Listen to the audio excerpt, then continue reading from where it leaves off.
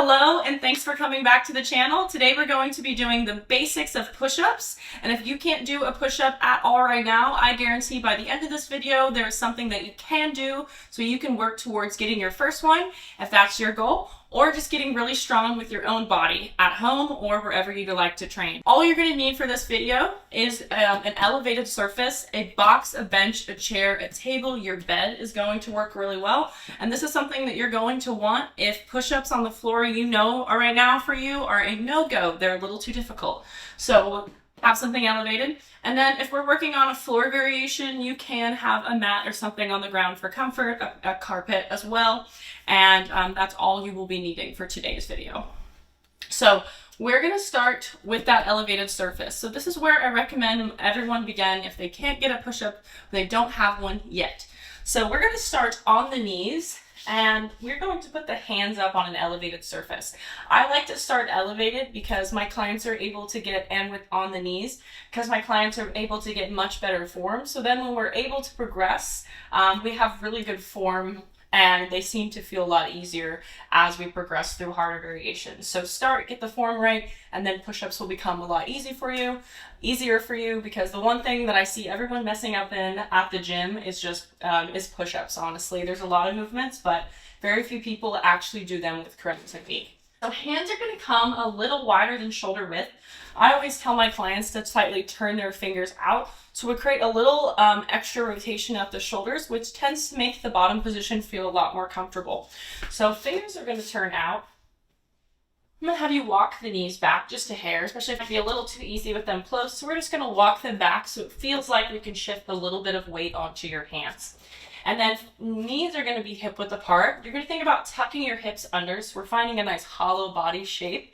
And then we're going to shift forward over the hands. From there, shoulders are going to be back and down. We're looking towards that elevated surface. And then you're going to think about squeezing your shoulder blades together as you lower down. From here, you can lower down as far as you feel comfy with. And then we're going to push all the way back up. Think about doming up your upper back. So that's a full range of motion push-up. We're going to lower down, squeezing the shoulder blades, gazes down, and then you're going to push all the way up, dome out your upper back. And the reason why I'm going to have you do that is we turn on a lot of shoulder stabilizing muscles, and we work through a range of motion protraction that we don't oftentimes get. And the muscles that help you in that bottom position turn on and squeeze the shoulder blades are also some of the muscles that we're using in that end position of protraction.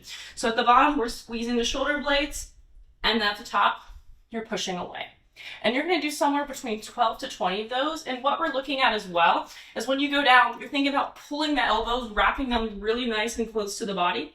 And you're noticing that as you go down, your shoulders are not shrugging up towards your ears, because we want to be able to feel these push-ups in the chest, in the shoulders, and in the core. And if they're up by their ears, we're going to get a lot more of a workout for our traps, which tend to already get a big workout with what we do, most of us during the day, on our phones and things in front of us. So we're really trying to keep them down. So once you can do 2 to 4 sets on that knee version, we can start to progress and make that a little bit more difficult. So again, I'm going to keep the elevation, but now we're going to come into a full plank position on our elevated surface. Again, hands are going to turn out a little bit, and of course you can kind of find what feels best for your body. This is just what I've noticed through trial and error feels the best in my clients and my own body. And then we're going to walk the feet back. From there, you're tucking your hips, shifting forward over your hands, gazes down, shoulders down, and then we're going to start to bend the elbows just until you feel comfy, keeping them in close to the body.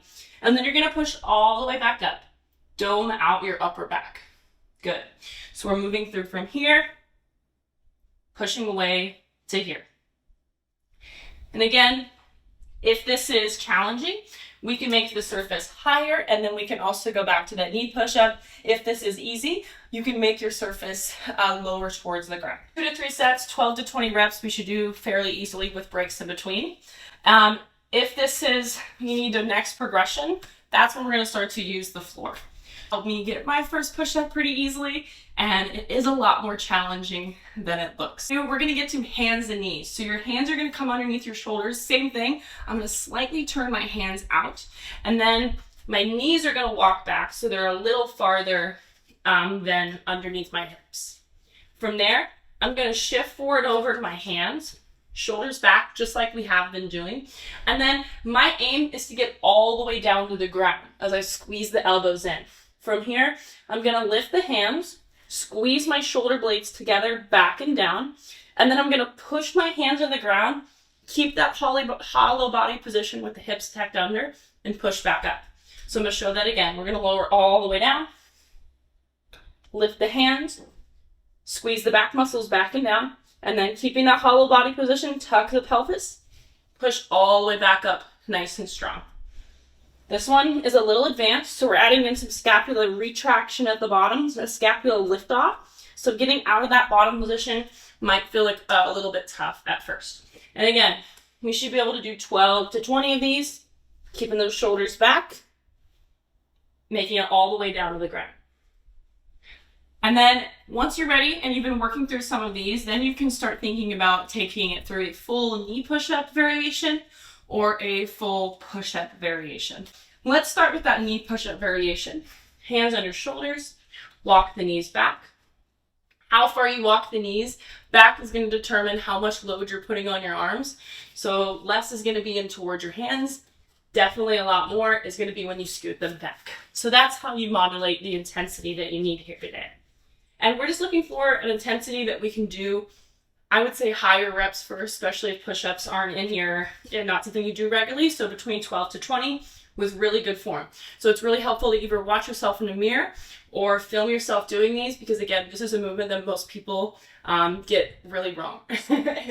All right, hands are going to turn out.